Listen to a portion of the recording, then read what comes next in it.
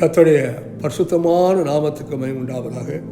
இதனால் கர்த்தர் தெரிந்து கொண்ட தீர்க்கதரிசன வார்த்தை கொலேசியர் 1:10, சகலவித நற்கிரிலுமாகிய கனிகளை தந்து தேவனை அறிகிற அறிவில் விருத்தி அடைந்து கர்த்தருக்கு பிரியமுண்டாக அவருக்கு பாத்திரமாய் நடந்து கொள்ளவும். கர்த்தாவே, இந்த வசனத்தின் மூலமாய் ஆண்டவரே கிரியை பவுலை கொண்டு செய்த ஆண்டவரே மகிமையான காரியங்களை எங்களுக்கு வெளிப்படுத்தும். பவுலை ஆண்டவரை பவுலை கொண்டு கர்த்தர் பெரிய பெரிய காரியங்களை செய்தீங்களே, சபைகளை உண்டாக்குறீங்கப்பா. ஆண்டவர் திரளான ஆத்துமாக்களை கொடுத்தீங்க, கிராமங்கள் பட்டணங்களை கொடுத்தீங்கப்பா. கர்த்தாவே, எழுப்பதின் காலத்தில் ஆண்டவரே எங்களை குறித்து என்ன சித்த நோக்கம் இருக்குதோ அதை அறிந்து உமக்காய் எரிந்து பிரகாசிக்க உதவி செய்யுங்கப்பா.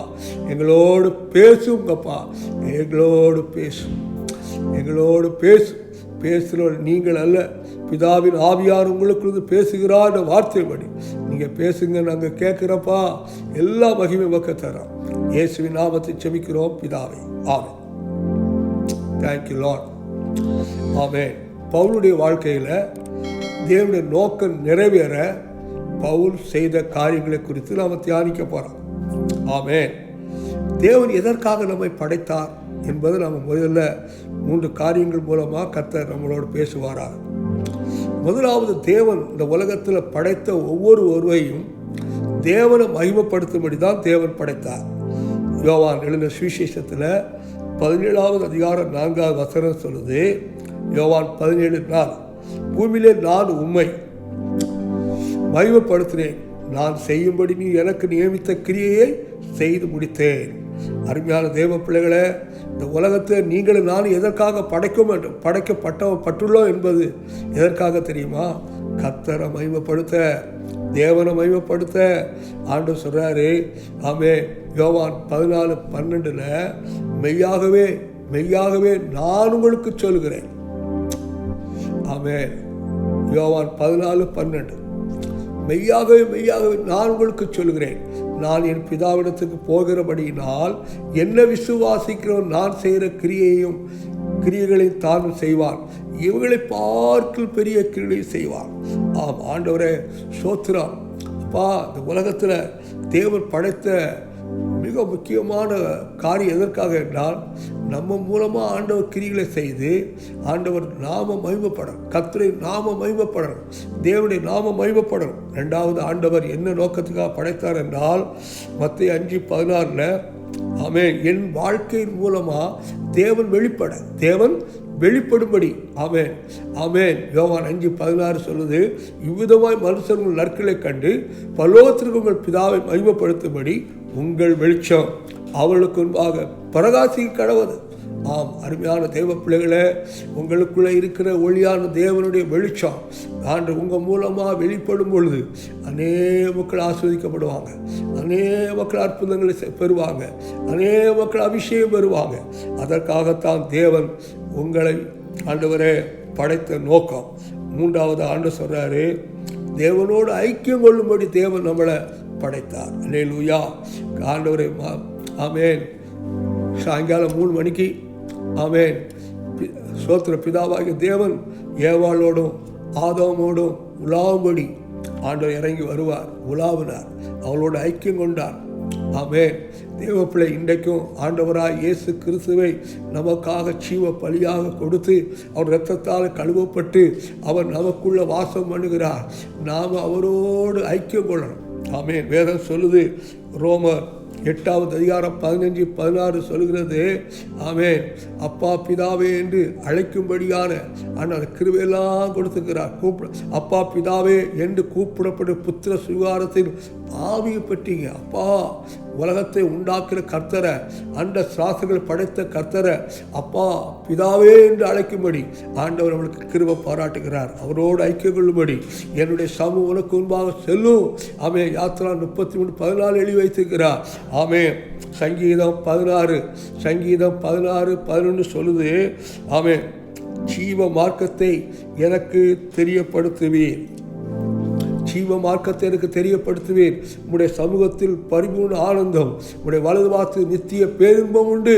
அருமையான தெய்வ பிள்ளைகளை தேவனோடு ஐக்கியம் கொள்ளும்போது, அவருடைய சமூகத்தில் நாம் நிற்கும் போது பரிபூர்ண ஆனந்தம், அவருடைய வலது பார்சத்தில் நித்திய பேரின்பம் உண்டு.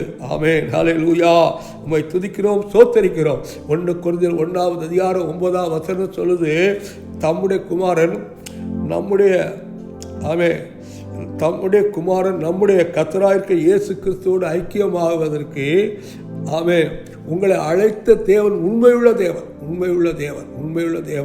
ஆமென், அல்லேலூயா. 1 யோவான் 1:7 1 யோவான் 1:7 சொல்லுது, அவர் ஒளியில் இருக்கிறது போல நாம் ஒளியிலே நடந்தால் ஒருவருக்கு ஒருவர் ஐக்கியப்பட்டிருப்போம். அருமையான தெய்வ பிள்ளைகள், பரிசுத்தமான நடந்தால் பிதாவாகி தேவனோடு கர்த்தராகிய இயேசு கிறிஸ்துவோடு பரிசுத்த ஆவியானோடு ஐக்கியப்பட்டிருப்போம். அவருடைய குமாரனாகிய இயேசு கிறிஸ்து இரத்தம் சகல பாவங்களை நீக்கி நம்மை சுத்திகரிக்கும். அருமையான தேவ பிள்ளைகளே, தேவன் நம்ம படைத்த நோக்கம் எதுக்குன்னா தேவனை மகிமைப்படுத்த, அவன் வாழ்க்கையின் மூலமாக தேவன் வெளிப்பட, மூன்றாவதாக தேவனோடு ஐக்கியம் கொள்ள. அதற்குத்தான் தேவன் நம்மை படைத்திருக்கிறார். அப்போ பவுலுடைய வாழ்க்கையில் தேவன் செய்த அதிசயமான காரியங்கள், அவன் சோத்திரம் வாழ்க்கையில் தேவ சித்தம் நிறைவேற பவுல் எதையெல்லாம் செய்தான் என்பதை குறித்து தியானிக்க போகிறோம். 1 அப்போஸ்தலர் 9:11 நீங்கள் வாசித்து பாருங்கள். ஆமென். அங்கே போட்டுக்குது, அவன் இப்பொழுது ஜெபம் பண்ணி கொண்டிருக்கிறான். அவன் இப்பொழுதும் ஜெபம் பண்ணுகிறான். சோத்திரம். எப்போ? அவன் கண்ணு கூட இருக்குது. 3 நாள் தேவ சமூகத்தை ஜெபம் பண்ணிருக்கான். பாஸ்டி போட்டு ஜெபம் பண்ணிட்டு இருக்கிறான். சோத்திரம். அவன் செபிக்கிற மனுஷன். இயேசுவை எப்போ அவன் சந்திச்சானோ அந்த நிமிடத்தில் இருந்து அவன் ஜெபிக்க ஆரம்பிச்சிட்டான். அல்லேலூயா. 3 நாட்கள் தொடர்ந்து ஜெபித்து கொண்டே இருக்கிறார். அருமையான தேவ பிள்ளைகளே, கலாத்தியர் 1:17-18 எடுத்து வாசித்து பாருங்கள். அங்கே பவுல் என்ன செய்யறான்? அப்போஸ்தலத்திலே எருசலேமுக்கு போகாமலும் அரபி தேசத்துக்கு புறப்பட்டு போய் மறுபடி தமஸ்கு ஊருக்கு திரும்பி வந்தான். எப்போ 3 வருஷம் சென்ற பின்பு பேதுருவை கண்டுகொள்ளும்படி நான் எருசலேமுக்கு போய் அவனிடத்தில் 15 நாள் தங்கியிருந்தேன். அப்படின்னா அவனை கர்த்தர் அபிஷேகத்தால் நிரப்பினதுக்கு அப்புறம் அவன் விழித்து கொண்டு போகல. 3 வருஷம் அரபி தேசத்தில் உட்கார்ந்து ஆண்டவர் கற்றுக் கொடுத்த ரகசியங்கள், 18 விதமான ரகசியங்களை பவுலுக்கு கற்றுக் கொடுத்தார். ஆமென், ஹல்லேலூயா. கிறிஸ்துவான மகிமை நம்பிக்கையாக உனக்குள்ளே இருக்கிறாரு. நீ தேவனுடைய வாசஸ்தலம், நீ தேவனுடைய ஆலயம். பலவிதமான சத்தியங்களை நிருபங்களில் 18 ரகசியங்களை தேவன் கற்றுக்கொண்டார். எப்போ தெரியுமா? 3 வருஷம் தேவ சமூகத்தில் அவருடைய பாதத்தில் உட்கார்ந்த பொழுது அவன் திரும்பி வந்ததுக்கு அப்புறம் அவனை கொண்டு கர்த்தர் பலத்த காரியங்களை செய்தார். அல்லேலூயா. அவன் செபிக்கிற மனுஷன். நீங்களும் லூக்கா 18:1 எழுதிக்கிற வார்த்தையின்படி சோர்ந்து போகாமல் எப்பொழுதும் ஜெபம் பண்ணு. அல்லேலூயா. இரண்டாவதாக ஆண்டவர் பவுல் சொல்றாரு, கர்த்தருடைய சத்தத்துக்கு கீழ்ப்படிந்தான். கர்த்தருடைய சத்தத்துக்கு கீழ்ப்படிந்தான். அவன் இயேசு கிறிஸ்து யாரெல்லாம் வழிபடுறாங்களோ அவங்களெல்லாம் கொலை செய்தான், அவங்களெல்லாம் துன்பப்படுத்தினான், சிறைச்சாலை கொண்டு போனான், சித்திரவதை பண்ணினான். தேவன் கொலை செய்வதற்கு அவன் பங்காளியாக இருந்தான். தேவ பிள்ளைகளே, ஆமென். கர்த்தருடைய சத்தத்தை கீழ்ப்படுகிற மனுஷனாய் பவுல் இருந்தனால்தான் கர்த்தர் வல்லமையாக பயன்படுத்தினார். அப்போஸ்தலர் 9:6 வாசித்து பாருங்கள். அங்கே, ஆண்டவரே, நான் என்ன செய்ய சித்தமாக இருக்கிறேன்? உன்னை கர்த்தர் சொல்றாரு, நீ எழுந்து பட்டணத்துக்குள்ளே போ. அவன் நீ செய்ய வேண்டியது அங்கே உனக்கு சொல்லப்படும் என்றார். அல்லேலூயா. வார்த்தை கீழ்ப்படிந்து பட்டணத்துக்கு போறான். அனனியா தீர்க்கதரிசியோடு கர்த்தர் பேசுறாரு. அவன் அவனுக்காக ஜெபம் பண்ணும் பொழுது அவன் கண்கள் திறந்து அவன் அபிஷேகம் பெற்றான். கர்த்தருடைய சத்தத்துக்கு கீழ்ப்படி. அவனுடைய வார்த்தை உங்களுக்கு நேராக வருதா? தீர்க்கதரிசிகள் மூலம் உங்களோடு பேசுகிறாரா? சொப்பனத்தில் உங்களோடு பேசுகிறாரா? அவன் தேவனுடைய வசனத்தை வாசிக்கும்போது பேசுகிறாரா? அந்த வார்த்தைக்கு நீங்கள் கீழ்ப்படியும் போது ஆண்டவர் கீழ்ப்படிதலுக்கு தந்துள்ள பரிசுத்த ஆவியானவர். ஆமென், ஆமென், ஹல்லேலூயா, ஆமென், ஹல்லேலூயா. அப்போஸ்தலர் 5:32 நினைக்கிறேன், 5:32 ஆமென், ஆமென். கீழ்ப்படிகிறவளுக்கு தந்துள்ள பரிசுத்த ஆவி சாட்சி என்றார்கள். தேவ பிள்ளைகளை கீழ்ப்படியணும். ஆண்டு கீழ்ப்படியாமல் ஆண்டு வார்த்தைகளுக்கு, கட்டளைகளுக்கு, கற்பனைகளுக்கு நாம் கீழ்ப்படியாமல் கர்த்தரிடத்தில் ஒரு ஆசீர்வாதத்தை நாம் பெற்றுக்கொள்ள முடியாது. ஆமென். 1 Corinthians 9:27 பவுல் சொல்றார், மற்றவர்கள் பிரசங்கிக்கிற நான் தானே ஆகாதவராய் போகாதபடிக்கு என் சரீரத்தை ஒடுக்கி கீழ்ப்படுத்துகிறேன். அல்லேலூயா. சரீரத்தை பாஸ்டிங் போடுறார். ஆமென். இச்சை அடக்கம். ஆமென். இச்சை அடக்கம். அவருடைய சரீரத்தை ஒடுக்குகிறார். ஆண்டவரை ஆசையை கிறிஸ்துவோடு கூட சிலுவையில் அறைகிறார். சரீரத்தை ஆண்டவரை கிறிஸ்து கீழ்ப்படுத்தி ஒப்புக் கொடுக்கிறார்.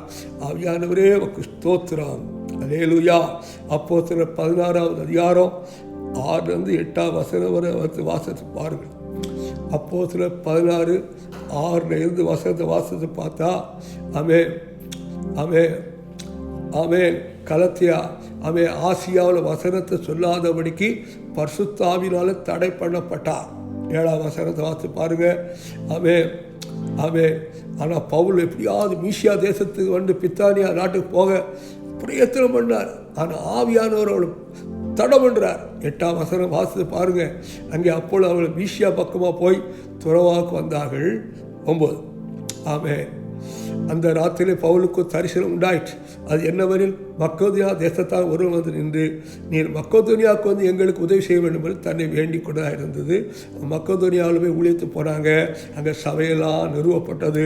கர்த்தர் மகிமையான காரியங்களை செய்தார். கர்த்தர் அங்கே போகாத அப்படி சொன்னால் கீழ்ப்படிஞ்சா, அங்கே போன்னு சொன்னால் போனா. இதுதான் பவுலுடைய வாழ்க்கை. கர்த்தர் எங்கே போக சொன்னால் அங்கே போனா, எதை பேச சொன்னால் அதை பேசினா.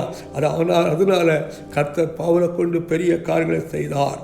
3வது ஆண்டவர் சொல்றாரு, பவுலுடைய வாழ்க்கையில் அவர் இலக்கு வச்சிருந்தார். அப்போஸ்தலர் 20:24 எடுத்து வாசித்து பாருங்கள். என்ன இலக்கு? ஆமென். நான் அவைகளில் ஒன்றையும் குறித்து கவலைப்படேன். என் பிராணனை அருமையாக எண்ணேன். ஆமென். என் ஓட்டத்தை சந்தோஷத்தோடு ஓடி முடிக்கும். தேவனுடைய கிருபை சுவிசேஷத்தை பிரசங்கம் பண்ணும்படிக்கு நான் கர்த்தராகிய இயேசு கிறிஸ்து பெற்றுக்கொண்ட ஊழியத்தை நிறைவேற்றவே விரும்புகிறேன். விருப்பம் என்ன தெரியுமா? பவுலுடைய விருப்பம் அவன் சோத்திரம் கர்த்தராகிய இயேசு கிறிஸ்து பெற்றுக்கொண்ட ஊழியத்தை நிறைவேற்றணும். நாமே பிராணனை கூட அருமையாக எண்ணலை, ஓட்டத்தை சந்தோஷத்தை முடிக்கணும். அப்படிதான் 1 தீமோத்தேயு ஆமென், ஆமென், ஆமென். 2 தீமோத்தேயு 4:7 எடுத்து வாசித்து பாருங்க. 2 தீமோத்தேயு 4:7 நல்ல போராட்டத்தை போராடினேன், ஓட்டத்தை முடித்தேன், விசுவாசத்தை காத்துக்கொண்டேன். அல்லேலூயா. ஆமென். நல்ல போராட்டம் ஓடி முடிக்கணும் ஐயா. சந்தோஷமாக ஓடி முடிக்கணும். தேவனுடைய விருப்பத்தை செய்து முடித்தாதான் சந்தோஷம் வரும். ஆகவே தேவ பிள்ளையே அவன் சோத்திரம். அவனுடைய நோக்கம் என்னன்னா, தேவ திட்டம், தேவ சித்தம். ஆண்டவரே என்ன செய்ய சித்தமாய், அவ்வளோதான். அந்த சித்தம் என்னெல்லாம் ஆண்டவர் பேசுகிறாரோ அதுக்கெல்லாம் கடைசி வர சாகிற வர அவன் கீழ்ப்படிந்து நடந்தான். 4வது ஆண்டவர் சொல்றாரு, 1 தெசலோனிக்கேயர் 5:18 சொல்லுது, எல்லாவற்றுக்கும் ஸ்தோத்திரம் செய்யுங்கள், அப்படி செய்வதே கிறிஸ்து இயேசுவுக்குள் உங்களை குறித்து தேவனுடைய சித்தமாக இருக்கு. ஆமென். எல்லாவற்றுக்கும் ஆமென். அவன் ஸ்தோத்திரம் செய்தான். எதை குறித்து முறுமுறுக்காய் தேவன் பேர் குறை சொல்லாதீங்க. ஆண்டவர் அப்படி செய்யிட்டார். நிறைய பேர் தான் சொல்லுவாங்க, ஒரு பிரச்சனை தான் கர்த்தர் ரொம்ப சோதிக்கிறார்.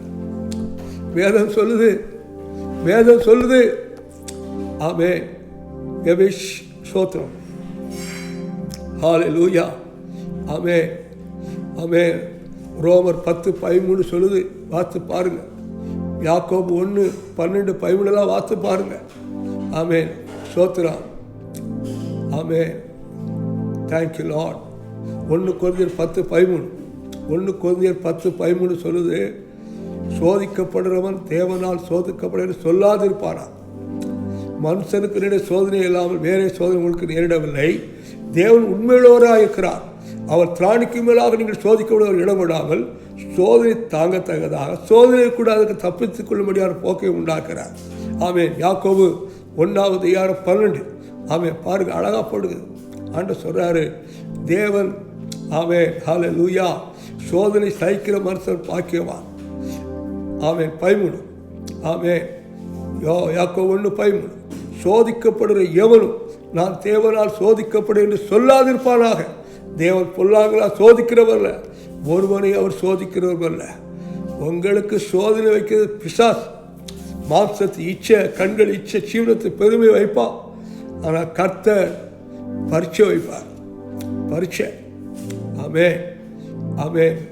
2 கொரிந்தியர் 13 5 எடுத்து வாசித்து பாருங்கள். 2 கொரிந்தியர் 13:5.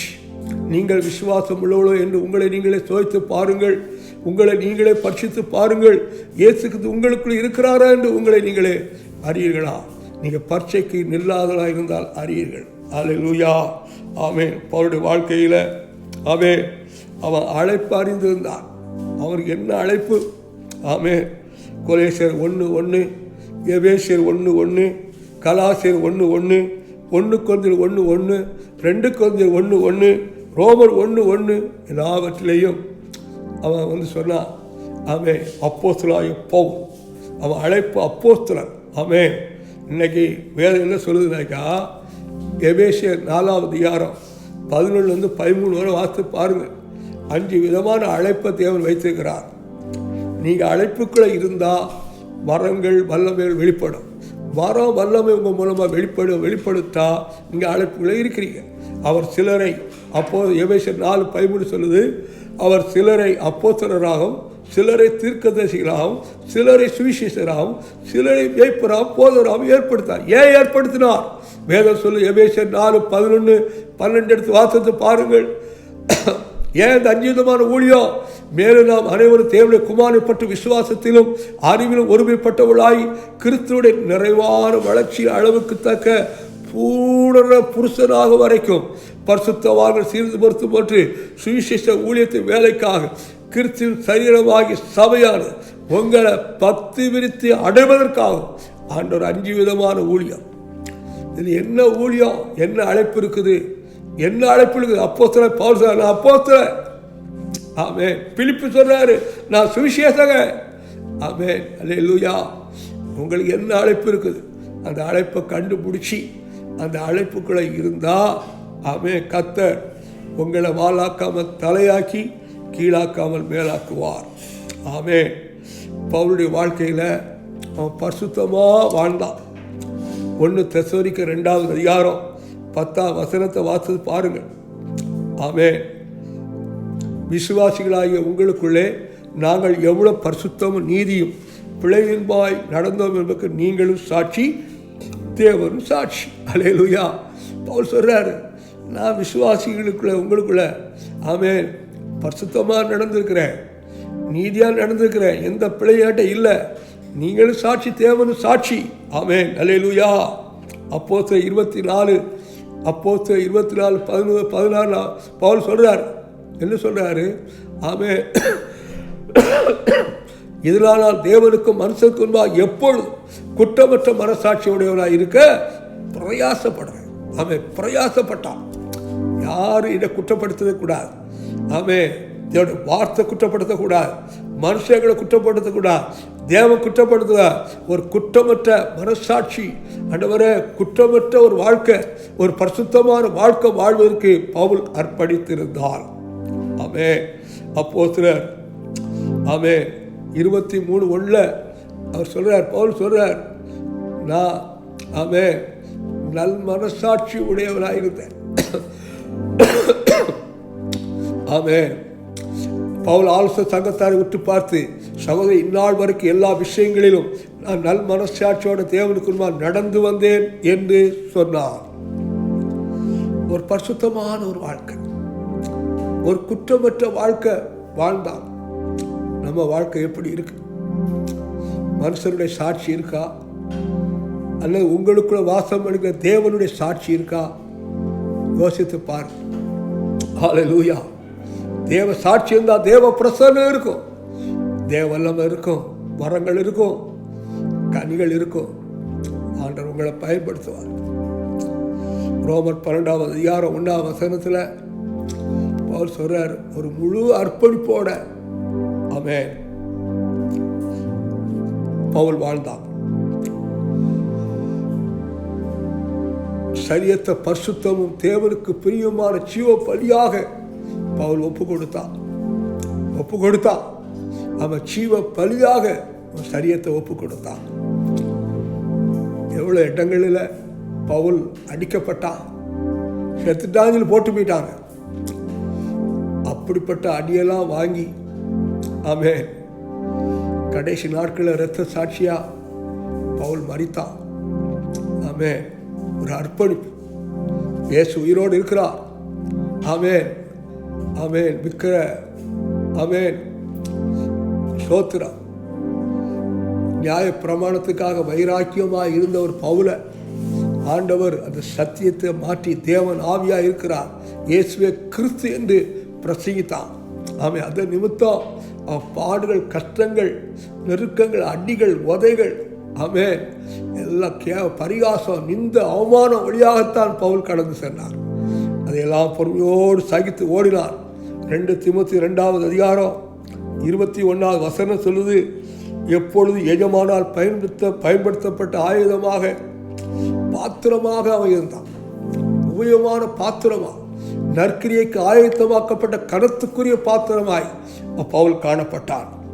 பிலிப்பியர் ஆமென் ஆமென் ஆமென். பிலிப்பியர் 3:7 வரை வாசித்து பாருங்கள். பவுல் ஒரு பெரிய கோடீஸ்வரன். அவர் சொல்றாரு, லாபமான அனைத்தையும் ஆமென் அவைகள் கிறிஸ்துவுக்காக நஷ்டம் என்று எண்ணினேன். 8 சொல்லுது, அது மாத்திரமே என் கர்த்தராகிய இயேசு கிறிஸ்து அறிகிற அறிவிக்கு மேன்மைக்காக எல்லாவற்றையும் நஷ்டம் என்று எண்ணிக்கொண்டிருக்கிறேன். நான் கிறிஸ்து ஆதாயப்பட்டுக் கொள்ளும்படி நியாயப்பிரமாணத்தை வருகிற சுயநீதியை உடையவனாகிறான். கிறிஸ்துவை பற்றி விசுவாசத்தினால் வருகளும் விசுவாசம் மூலமாய் தேவனால் உண்டாயிருக்குமான நீதியை உடையவனாயிருந்து கிறிஸ்துவில் இருக்கிறேன் என்று காணப்படும்படிக்கு. ஆமென். 14 சொல்லுது, ஆமென் ஸ்தோத்திரம். ஆமென். நான் கிறிஸ்துவை ஆதாயப்படுத்தி ஆமென் 11 அல்லேலூயா அவருக்காக எல்லாவற்றையும் நஷ்டம் என்று விட்ட குப்பையாகினர். பெரிய கோடீஸ்வரன் பவுல். ஆமென். நல்ல படிப்பில் தேடினவர். அப்படிப்பட்ட ஒரு மனுஷன் சொல்றான், லாபமான அனைத்தையும் நஷ்டம் என்று விட்ட குப்பையாக. எதற்காக? கிறிஸ்து அறிவில். ஆமென் ஸ்தோத்திரம். பவுல் கைகளினாலே தேவன் அற்புதங்களை செய்தினார், அதிசயங்களை செய்தார். அப்போஸ்தலர் 19:11 பவுல் கைகளினால் தேவன் விசேஷித்த அற்புதங்களை செய்தினார். அப்போஸ்தலர் 19:1-7 வாசித்து பாருங்கள். பவுலை கொண்டு தேவன் அபிஷேகித்தார். பவுலை கொண்டு செத்த 5 என்ற வாலிபனை உயிரோடு எழுப்பினார் என்று அப்போஸ்தலர் 20 இருக்குது. அல்லேலூயா. தேவ பிள்ளைகளே கர்த்தர் பவுலை கொண்டு விசேஷித்த அற்புதங்களை செய்தார். எப்படி தெரியுமா? ஆமென் ஆமென். தேவனுடைய நோக்கம், திட்டம் என் வாழ்க்கையில் நிறைவேறணும். தேவன் என்ன அழைச்ச அழைப்புக்கு நான் பாத்திரனாக இருக்கணும் என்று சொல்லி தன்னை அர்ப்பணித்தார். இப்பொழுதும் தேவ பிள்ளையே, நம்ம வாழ்க்கையை ஆராய்ந்து பார். கர்த்தர் உங்களை பயன்படுத்துகிறாரா? உங்களை கர்த்தர் வல்லமையாக பயன்படுத்துகிறாரா? உங்கள் கூட கர்த்தர் இருக்கிறாரா? தேவ சித்தம் வாழ்க்கையில் நிறைவேறுகிறதா? இந்த எழுப்பல் வருகிற நாட்களில், வருகிற வருஷத்தில், துவக்கத்தில் வரப்போகிற எழுப்பல் காலத்தில் உங்களை கர்த்தர் பயன்படுத்துவாராக. நீங்கள் எவ்வளவுக்கு எவ்வளவு அர்ப்பணிக்கீங்களோ, இந்த பவுலுடைய வாழ்க்கையில் தேவன் செய்ததை விட 1000 மடங்கு உங்களை கொண்டு கர்த்தர் செய்ய வேண்டும் என்று விரும்புகிறார். உங்களை கொண்டு பலத்த காரியங்கள் செய்கிறார். அப்போஸ்தலர் நடவடிக்கை காணப்பட்ட அற்புதங்கள், அடையாளங்கள் போல இல்லை, வரப்போகிற பின்மாறி எழுப்பதில் 1000கணக்கான மடங்கு கர்த்தர் உங்களை கொண்டு செய்ய போகிறார். குருட பாப்பா, செவிடன் கேப்பா, குஷ்டரோகி சாமி சுகமாவா, செத்தவரை உயிரோடு எழுப்ப போறீங்க. கர்த்தர் மாபெரும் காரியங்களை செய்வார். திரளான அற்புதங்கள், அடையாளங்களை செய்யும். இயற்கைக்கு மேற்பட்ட அற்புதங்களை உங்கள் வாழ்க்கையில் செய்வார். ஆமென். மணவாளன் இயேசு ராஜாவை நான் காணவே வாஞ்சிக்கிறேன். என் ஆசையெல்லாம் என் இயேசுதானே, அவர் பொன்முகத்தை நான் பார்க்கணுமே. என் ஆசையெல்லாம் என் இயேசுதானே, அவர் பொன்முகத்தை நான் பார்க்கணுமே. பரம அழைப்பின் பந்தய பொருளுக்காய் நான் லக்கை நோக்கி ஓடுகிறேன், நான் ஓடுகிறேன். என் இயேசுவுக்காய் நான் ஓடுகிறேன். எங்களை அதிகமாக நேசிக்கிற பரலோக பிதாவே, இந்த நல்ல வேளைக்காக உமக்கு நன்றி செலுத்தி ஸ்தோத்தரிக்கிறோம். ஆண்டவரே, எங்களை இயேசுவை போல மாற்றிடுங்கப்பா. பவுலை போல இல்லை, இயேசுவை போல எங்களை மாற்றிடுங்க. இயேசுவை போல பார்க்கணும், இயேசுவை போல பேசணும், இயேசுவை போல நடக்கணும், இயேசுவை போல அற்புதங்கள் செய்யணும், இயேசுவை போல செத்தவரை உயிரோடு எழுப்பணும், இயேசுவை போல ஆத்துமக்கள் ஆதாயங்கள் செய்யணும். ஐயா, அந்த கிருபை எங்களுக்கு தாங்கப்பா, அந்த கிருபை எங்களுக்கு தாங்கப்பா. எங்களுக்குள்ள ஒரு வாஞ்ச விருப்பம் ஏக்கம் உண்டாகட்டும் ஐயா. இந்த உலகத்துக்கும் இந்த மண்ணுக்கும் பணத்துக்கும் ஐஸ்வர்யங்களுக்கும் இச்சைகளுக்கு நாங்கள் சாகுறோம் ஆண்டவரே.